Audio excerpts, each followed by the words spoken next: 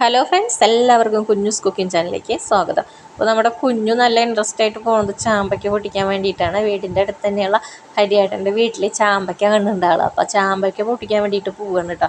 അപ്പോൾ അത്യാവശ്യം ചാമ്പയ്ക്കൊക്കെ പൊട്ടിച്ചിട്ട് ആൾ വന്നു.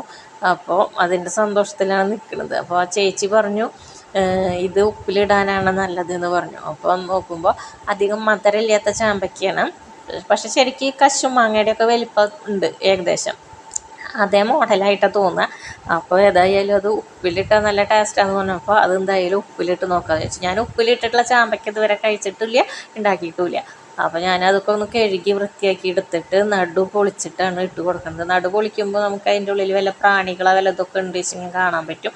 അപ്പോൾ അതുപോലെ നടു പൊളിച്ചിട്ട് ഞാൻ ഇട്ട് കൊടുക്കുന്നുണ്ട്. എല്ലാതും ഞാൻ അരിഞ്ഞെടുത്തതിന് ശേഷം പച്ചമുളകും അത് നല്ലപോലെ കഴുകിയെടുത്തിട്ട് തണ്ടോടക്കനെ കൂടിയിട്ട് തന്നെ നടു ഇങ്ങനെ കീറിയിട്ടാണ് ഞാൻ ഇട്ട് കൊടുക്കുന്നത്. പാകത്തിനുള്ള ഉപ്പ് ഇട്ട് കൊടുക്കുന്നുണ്ട്.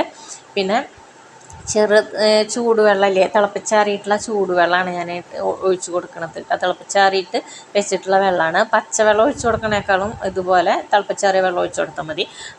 പിന്നെ കുറച്ച് വിനാഗിരി ഒഴിച്ച് കൊടുത്ത് പെട്ടെന്ന് നാശമാവാതിരിക്കാൻ വേണ്ടിയിട്ട്. അപ്പോൾ ഞാനൊരു സ്റ്റീലിൻ്റെ പാത്രമാണ് എടുത്തിരിക്കുന്നത്. നിങ്ങളുടെ കയ്യിൽ ഭരണിയോ അല്ലാച്ചെങ്കിൽ വേറെ മൺപാത്രം ഉണ്ട് വെച്ചെങ്കിൽ നിങ്ങളതെടുത്താൽ മതി. ഞാനിത് മിക്സി എളുപ്പത്തിന് ഇപ്പോൾ തൽക്കാലം ഇങ്ങനെ ഒരു പാത്രം എടുത്തു.